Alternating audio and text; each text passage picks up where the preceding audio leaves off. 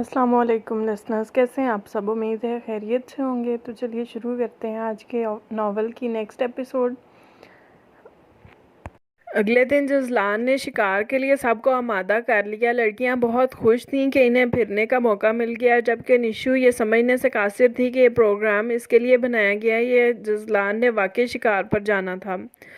तमाम वक्त लड़के शिकार में मसरूफ़ रहे और लड़कियां इस जंगल में फिरने में। निशु एक दरख्त के करीब खड़ी इस दरख्त की अजीबोगरीब शाखों को देखने और मोबाइल में इसकी तस्वीरें खींचने में इतनी महव हुई कि इसे पता नहीं चला कब बाकी लड़कियां बातें करती हुई आगे निकल गईं। थोड़ी देर बाद जब वो तस्वीरें खींचकर फारिग हुई तो अंदाज़ा हुआ कि वो अकेली रह गई है। वो तो रोने वाली हो गई क्योंकि शाम के साए फैल रहे थे और इसने इस जगह से नावाकिफ़ थी। इर्द गिर्द देखा, फिर इसने जज़लान को फ़ोन करने का सोचा। शुक्र था कि सिग्नल आ रहे थे। लड़कियों को निशु के बना आते देखकर वो भी परेशान हुआ। इसने नंबर पर फ़ोन मिलाने ही वाला था कि निशु का फ़ोन आ गया। कहाँ हैं आप? सब इधर हमारे पास पहुंच चुकी हैं, जज़लान ने परेशानी से पूछा। निशु ने रूहानी आवाज़ में इसे अंदाजे से इस जगह के कुछ निशानियाँ बताईं जहाँ वो मौजूद थी। ओके, मैं आ रहा हूँ। जज़लान ने फ़ोन बंद किया। तुम लोग फार्म हाउस पहुंचो, मैं निशु को लेकर आता हूँ, तेज़ी से कहते वो इससे चल पड़ा जहाँ वो थी। वो परेशान खड़ी जज़लान के जल्दी से आने की दुआ मांग रही थी। एक मर्तबा फिर वही इसका निजात दहिंदगा बना था। कुछ देर ही गुजरी थी कि एक सिम से इसे जज़लान तेज़ी से अपनी सिमत आता हुआ दिखाई दिया। इसने एक पुरसुकून सांस फिजा के सुपुर्द की। बहुत शौक है आपको मुसीबतों में फंसने का और दूसरे लोगों को फंसाने का। वो आते ही निशु पर बरस पड़ा। सख्त तेवर लिए वो इसे ऐसे घूर रहा था जैसे निशु को एक जाड़ देगा। ये तो दिन ब दिन खौफनाक होता जा रहा है। निशु ने इसकी गुस्सीली नज़रों से खाइफ होते हुए सोचा। मैं तो बस पिक्चर्स ले रही थी। वो एकदम ही आगे चली गई। इसने अपनी तरफ से सफाई देनी चाहिए। न जाने क्यों अब इस शख्स के सामने वो जारहाना अंदाज नहीं रहे थे जो कुछ दिन पहले निशु के थे। वो क्या आपको अपने कंधों पर उठाकर यहाँ से वापस जाने का कहती? ऊपर का चैम्बर बिल्कुल ही खाली है आपका। इससे बिल्कुल ही खाली है। इसे फिर से डपटते आखिर में आहिस्ता से बुड़बुड़ाया, मगर आवाज़ इतनी ऊंची थी कि निशु के कानों तक पहुंची। इस वक्त वो इस पर इन्हिसार किए हुए थी, नहीं तो ज़ुबान में कुछ सुनाने की खुजली बड़ी शिद्दत से हो रही थी। चलें अब या रात यहीं इस हसीन दरख्त के साए में गुजारनी है। जब सांप लटकेंगे इस पर से तब देखूंगा ये दरख्त कितना खूबसूरत लगता है। जज़लान ने इसे अपने पीछे आने का कहा, कहते कदम आगे बढ़ाए। लेदर की ब्राउन जैकेट और ब्लू जीन्स की पैंट पहने वो निशु को मजबूत साहिबा मगर इसकी बातें डराएं तो मत। अब इसकी बातें सुनते वो खौफजदा हुई और इसके करीब हुई। अभी वो दोनों थोड़ा सा ही आगे हो गए थे कि इधर उधर खौफ से देखते निशु को दाईं जानिब से एक सांप फन फैलाए अपनी जानिब बढ़ता दिखाई दिया। सांप खौफ से चीख मारती वह जज़लान के पहलू से लगी।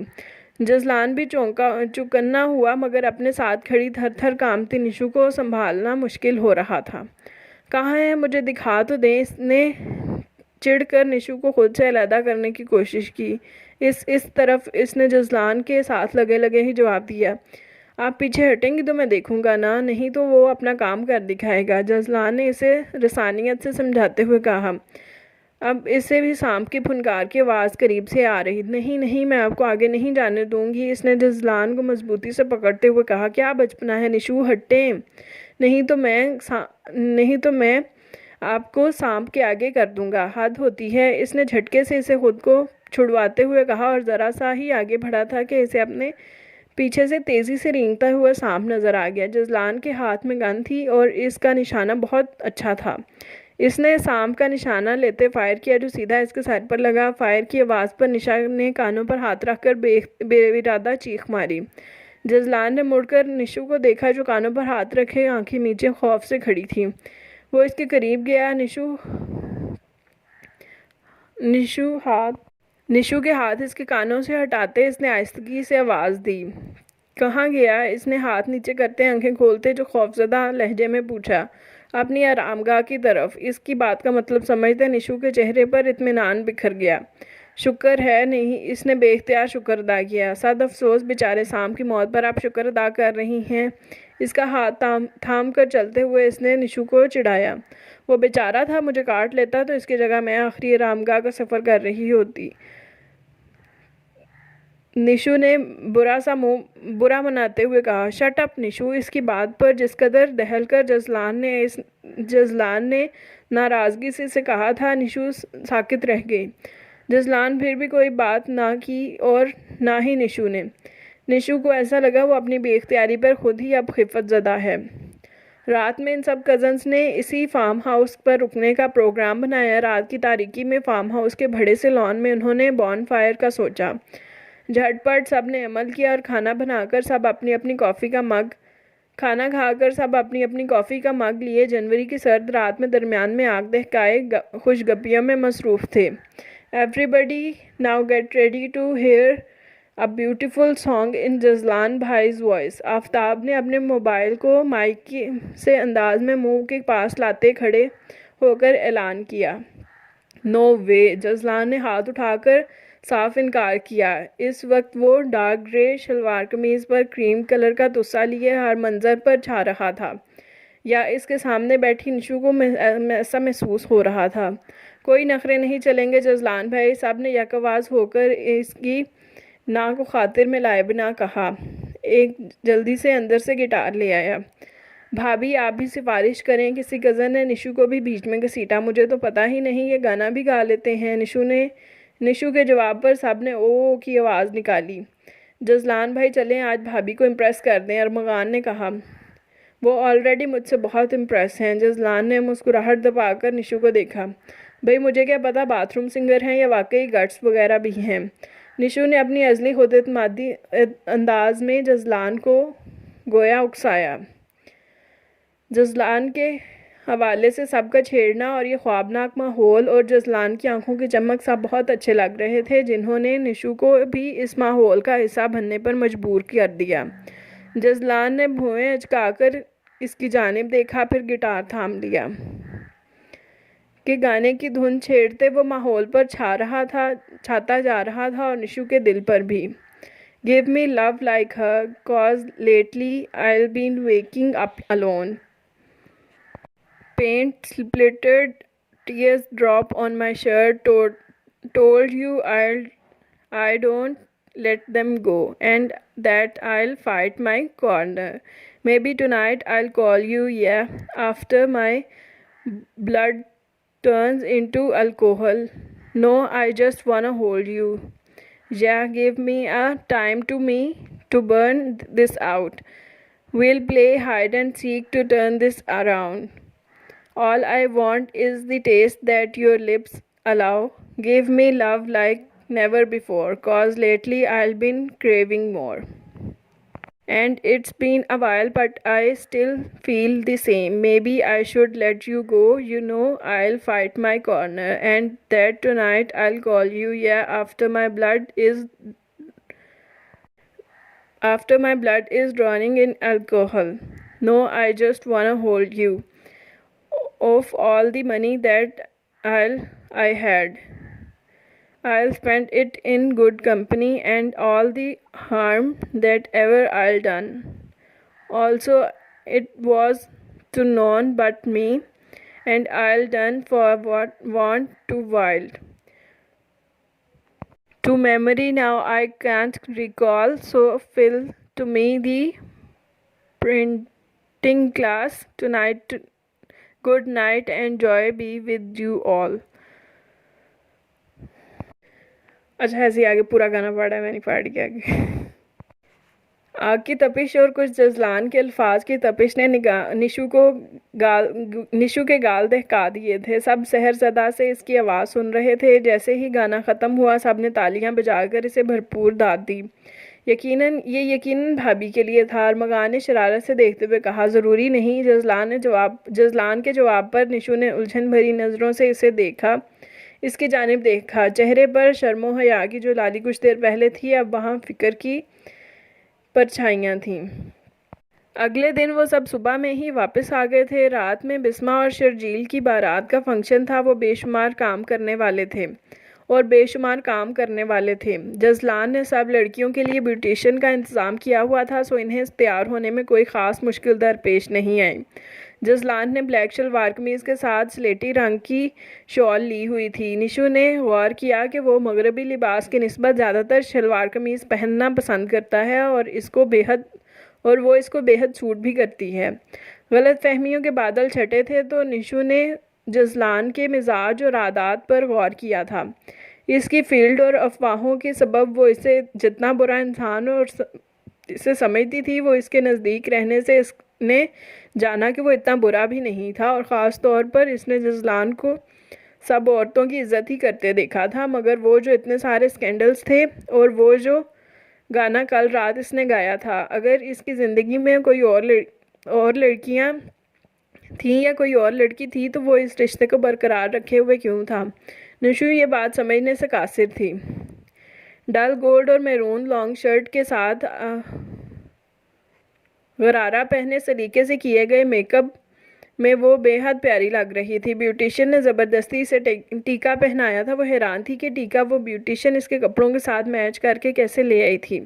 वो ये नहीं जानती थी कि किसी को मेहंदी की रात टीका माथे पर लगाए वो किस कदर हसीन लगी थी कि वो आज सुबह से ही बाज़ारों की खान छान कर चुपके से इसके ड्रेस की शर्ट लेकर गया हुआ था और मैच करके इसके लिए ना सिर्फ टीका लाया बल्कि ब्यूटिशियन को भी ख़ास हिदायत की थी कि वो ज़बरदस्ती इसे किसी भी तरह ये टीका पहनने पर मजबूर करे।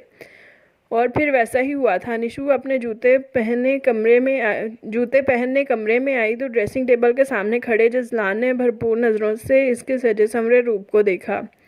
लोगों के दिल महबूबा के आवेज़ों में अटक जाते हैं और इसका दिल अपनी महबूबा के टीके में अटक गया था।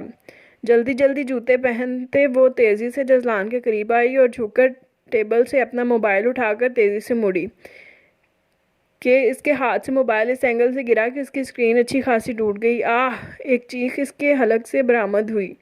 क्या हो गया? जजलान भी तेज़ी से मुड़ा। वो अपने मोबाइल की बुरी हालत देखकर निशू के बस आंसू गिरने को तैयार थे। जजलान ने झुककर मोबाइल को चेक किया मगर वो जिस बुरी तरह टूटा था ठीक होने के आसार नहीं लग रहे थे। मेरा मोबाइल, निशू ने बसूरती शक्ल बनाकर आहिस्ता से मोबाइल इसके हाथ से लिया। कुछ नहीं होता, चेक करवाते हैं, अगर ठीक नहीं हुआ तो मैं और दिला दूंगा आपको, जजलान ने इसे तसल्ली दिलाते हुए बोला।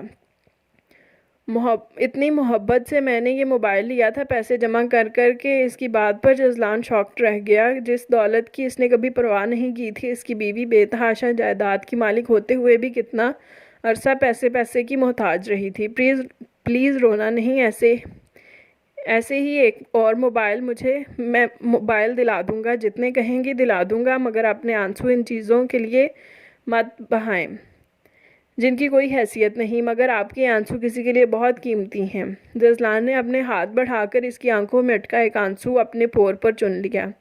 एक अजीब सा ताल्लुक़ था इन दोनों के दरमियान, जिससे दोनों नज़रें चुरा भी रहे थे और इसमें बंधने की भी ख्वाहिशमंद थे।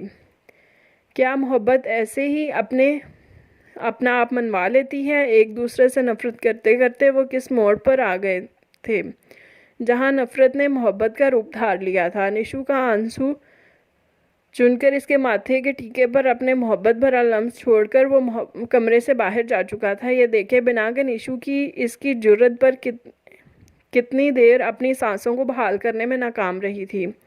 जजलान सुभान शाह के कमरे में किसी काम से दाखिल होने के लगा ही था कि अंदर की बात सुनकर वो कितने ही लम्हे अपनी जगह से हिल नहीं सका। मेरे ख्याल में जजलान इस लड़की के साथ खुश नहीं है। इससे कहो वो अपनी पसंद की लड़की से शादी करके इसे बेशक शहर में रखे। हमारा तो मकसद पूरा हो गया और हम इन माँ बेटी के सारे कसबल निकाल दिए हैं। अब मेरा चीता जैसे मर्जी अपनी पसंद की ज़िंदगी गुजारे, ये लड़की कहीं यहीं पड़ी सड़ती रहेगी। इन्हें हमसे हिस्सा मांगने चली थी। इनकी तकब्बुराना आवाज़ में जो राज खुल रहे थे, जजलान के लिए इन्हें सहना मुश्किल हो गया था। वो वहीं से पलट गया था। दिमाग में झक्कड़ चल रहे थे। इतना तो अंदाज़ा हो गया था कि वो निशू और सबूर के बारे में बात कर रहे थे, मगर इस कदर नफ़रत और हिस्सा वो उलझता जा रहा था।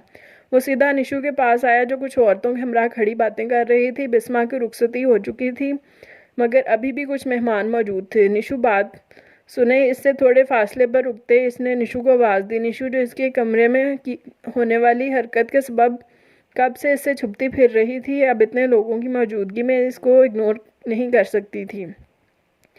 नाराज़ नज़रों से इसे देखते वो इसकी जानिब बढ़ी। जी जज़लान, अपनी परेशानी के बायस इसकी नाराज़गी को महसूस नहीं कर सका था। मुझे अकेले में आपसे बात करनी है, अगर आप कमरे में चलें तो ज़्यादा बेहतर होगा। जज़लान का ख़तरनाक हद तक संजीदा चेहरा देखकर इसे किसी गड़बड़ का एहसास हुआ, लिहाजा किसी भी बहस के बिना वो इसके हमरा कमरे में आ गई। जज़लान ने अंदर आते ही दरवाज़ा बंद किया। मसला क्या है? अब निशु भी परेशान हो उठी। मैंने पहले भी आपसे पूछा था कि शादी आपने किसके दबाव में की, तब हालात कुछ और थे, मगर आज मैं आपसे संजीदगी से पूछना चाहता हूँ कि बाबा हुजूर आपके पास कैसे आए, आप इन्हें कैसे मिली और अचानक मेरी मांग कैसे निकल आई, हमारी शादी कितनी जल्दी में क्यों हुई, और फिर जो हालात रहे, मैं कभी नॉर्मल अंदाज में ये सब एक दूसरे के सामने नहीं आए कि कभी मैं ये आपसे पूछ सकता। आपकी मुसलसल नागवारी का सबब मैं यही समझता रहा कि मेरी फील्ड की वजह से है।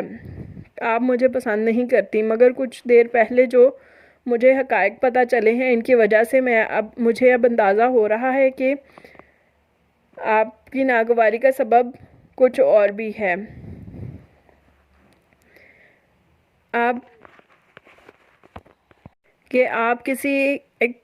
एक्सीडेंटली नहीं बल्कि किसी साजिश के नतीजे में मेरी ज़िंदगी में आई हैं। प्लीज़ निशु, इस वक्त कुछ मत छुपाना। जो सच आपके एंड पर है, मैं इससे पूरी तरह वाकिफ़ होना चाहता हूँ। जज़लान की कही गई बातों ने गोया कि इसे भी उलझा दिया कि आखिर कौन से हक़ाइक़ से मालूम हुए हैं, और ये कि वो निशु के अदालती नोटिस भिजवाने वाली बात से नावाकिफ़ है। मैंने हमारी शादी से पहले एक अदालती नोटिस बाबा हुजूर को भिजवाया था, जिसमें मैंने बाबा के हिस्से की जायदाद मांगी थी। उन्होंने माफ़ी मांगी और फिर ये बताया कि मैं आपकी मांग हूँ। उन्होंने अम्मी को इस अंदाज से ट्रैप किया कि वो इनकी बातों में आ गई। जब तक ये नहीं जानती थी कि आप ही वो शख्स हैं जिनसे मेरी बात बचपन से तय है। ये मुझे इस दिन पता चला जब आप अम्मी के पास आए थे। मैंने ये शादी सिर्फ अपना हिस्सा लेने के लिए की थी, क्योंकि इस मेल मिलाप के चक्कर में मेरी असल बात दब गई थी। जबकि मेरे वालिद नहीं तो इनके हिस्से का हकदार मैं और मेरी माँ हैं। इनकी नफ़रतों की वजह से हमने जिन हालात में ज़िंदगी गुजारी है, काश कि मैं इसकी कोई फ़िल्म आपको दिखा सकती। किस तरह अम्मी ने नौकरियां कर के मुझे पाला, एक एक रुपए को हम तरसे। मुझे तो कभी अंदाज़ा ना होता कि मेरा ताल्लुक़ किस ख़ानदान से है। अगर मैं अबू की डायरी न पढ़ लेती, जो इन्होंने अपनी शादी के बाद के हालात और परेशानियों में अपने घर वालों की बेरुखी के सबब लिखी। वहीं से मैंने यहाँ का एड्रेस लेकर अदालती नोटिस भिजवाया था। किसको हक हासिल है कि वो मेरे बाप की जायदाद से मुझे महरूम रखे? कौन सी किताब ये कहती है? अगर ये सब मुसलमान हैं तो इतना तो जानते होंगे कि इस वरासत में मेरा भी हिस्सा है। चाहे मैं इस हिस्से के साथ कुछ भी करूं, मगर दुनिया की कोई अदालत मुझे ये सब लेने पर चैलेंज नहीं कर सकती। कितने सफाक लोग हैं ये सब जो मेरे बाप की जायदाद पर गासिब बने बैठे हैं। निशु ने आज हर हकीकत से पर्दा उठा दिया था। जज़लान को इससे कोई शिकायत नहीं थी कि इनके दरमियान ये रिश्ता किसी मोहब्बत के नतीजे में नहीं, मजबूरियों के सबब बना था। हाँ, इसे दुख इस बात का था कि इसके घर वालों ने इससे ये सब छुपाया था और किसी की मजबूरी का फ़ायदा उठाकर इसकी तज़लील की थी। ना सिर्फ ये, बल्कि किसी हकदार को इसके हिस्से से महरूम रखने की भी गलती की थी। वो हैरान था कि ये कैसे मुनाफिकों से इसका गहरा रिश्ता है। आप आज और अभी मेरे साथ शहर जा रही हैं, जो भी पैकिंग करनी है कर लें, और आपको मैं यकीन दिलाता हूँ कि आपको वो सब मिलेगा जो दानियाल चाह चुका है। मगर इसके लिए अभी मैं जैसा कहूँ आपको वैसा ही करना पड़ेगा। तार चेहरे को साफ करना पड़ेगा। जैसा मैं कहूँ आपको वैसा ही करना पड़ेगा। जज़लान ने उसके करीब आते इसके आंसुओं से तार चेहरे को साफ करते हुए कहा। अब इसका रुख सुभान शाह के कमरे की जानिब था। इसकी माँ और बाप पहले ही वहाँ मौजूद थे। अरे बेटा आओ बैठो, कुछ देर पहले हम तुम्हारी ही बात कर रहे थे। सुभान शाह ने इसे देखते ही अपने पास आने का इशारा किया।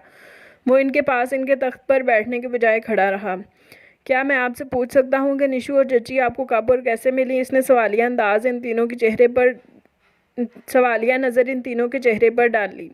अरे क्या हो गया मेरे शहजादे को? सुभान शाह ने अपने चेहरे पर मसनूई मुस्कुराहट सजाते इस सवाल पर छाने वाली बौखलाहट को अपने चेहरे से छुपाने की कोशिश की। देखा जैसी माँ वैसी बेटी, बहुत आजिज़ किया हुआ है इसने मेरे बेटे को। जब से शादी हुई है सूख कर रह गया है, यहाँ रहने का ड्रामा करके मेरे बेटे की ज़िंदगी को बेरौनक कर दिया है। बेटा इसीलिए हमने सोचा है कि तुम अपनी मर्ज़ी से शादी कर लो। मैं जानती थी ये कभी तुम्हें सुख नहीं देगी। माँ इसकी अपने शोहर की ज़िंदगी खा गई। अल्लाह ना करे बेटी की नहूसत। अब प्लीज़ अम्मी कैसी बातें कर रही हैं आप लोग ये नहूसत वाली बातें हम मुसलमानों को ज़ेब नहीं देती। मैं जानता हूँ कि मैं बहुत अच्छा मुसलमान नहीं, मगर इंसान में शायद आप लोगों से बेहतर हूँ। कम अज़ कम मौत जैसी हकीकत को हमें किसी इंसान और इसकी किस्मत के साथ जोड़ना नहीं बनता। और जहाँ तक बात रही दूसरी शादी की, तो माफ़ कीजिएगा, आपने ख़ुद सारी ज़िंदगी दूसरी औरत और फिर इसकी बेटी से हसद करते गुजार दी है, जिसमें आपने अपनी सगी औलाद की मोहब्बत को इग्नोर कर दिया। अब आप चाहती हैं मैं आप ही जैसी एक और औरत को नाकर्दा गुनाहों की सज़ा दूँ। आपको तो अपनी सिचुएशन के बाद ये एहसास ज़्यादा करना चाहिए कि दूसरी औरत खामन की ज़िंदगी में आने की अज़ियत कैसी होती है। मैं निशू के साथ ये ज़्यादती नहीं कर सकता और सबसे बढ़कर सबूर चच्ची को कोई दुख नहीं दे सकता, जिन्होंने तब मुझे माँ की मोहब्बत दी जब मैं वो मोहब्बत आपसे पाने का ख्वाहिशमंद था। मैं वो रात कभी नहीं भुला सकता जब आपको बाबा की शादी का पता चला और आपने अपने गम में मुझे इतना मारा कि मेरे जिस्म पर नील पड़ गए। मैं हैरान था कि एक माँ अपनी औलाद के साथ ऐसा कैसे कर सकती है। फिर मेरे ज़ख्मों पर 2 साल तक फाये सबूर चची ने लगाए और यहाँ तक समझाया कि तुम्हारी माँ किसी जहनी अजियत का शिकार है, वरना तो वो तुमसे बहुत मोहब्बत करती है। मगर अफसोस वो प्यार अब मुझे आप देना चाहती हैं, मगर मुझे इसकी ज़रूरत नहीं। निशू से मेरी जिन भी हालात में शादी हुई है, मगर इसे मैं अपनी आखिरी सांस तक निभाऊंगा। मैं बहुत बुरा इंसान हूँ, मगर अल्हम्दुलिल्लाह मैं मुनाफिक नहीं हूँ। ना मेरे चेहरे पर हज़ारों मास्क हैं अपनों के लिए। मैं निशू और चची को यहाँ से लेकर जा रहा हूँ और इन्हें वो हिस्सा दिलवा कर रहूँगा जिस पर वो इनका हक है। मैं आप इस पर कब्ज़ा नहीं कर सकते जब अल्लाह ने वो हक इन्हें दिया है। माफ़ कीजिएगा बाबा हुजूर, आपने कभी निशू को अपनी बेटे की औलाद समझा ही नहीं। आपने इसे सिर्फ़ अपनी बहू की औलाद समझा है, जिसकी सज़ा सिर्फ़ इतनी थी कि आपके बेटे ने इससे पसंद की शादी की। तासुब भरी नज़रों से कहता वो कमरे से निकल गया। वो क्यों अपनी बीवी को ऐसे लोगों की भेंट चढ़ाता जिन्होंने अपने सगे बेटे और भाई की औलाद के लिए अब भी दिल में कदूरत और नफ़रत पाली हुई थी। चची आप भी चले हमारे साथ, मैं आपको यहाँ नहीं छोड़ सकता। जजलान और निशू इस वक्त सबूर के सामने खड़े थे। कुछ ही लम्हों में पूरे घर को जजलान के फ़ैसले के मुतल्लिक पता चल गया था।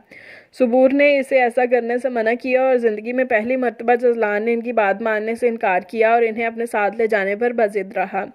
जजलान ये मामलात ऐसे हुआ कि घोड़े पर सवार होकर हल नहीं करते। बेटा ठीक है तुम अपनी बीवी को ले जाओ, मगर मैं अभी यहाँ से नहीं जाऊँगी।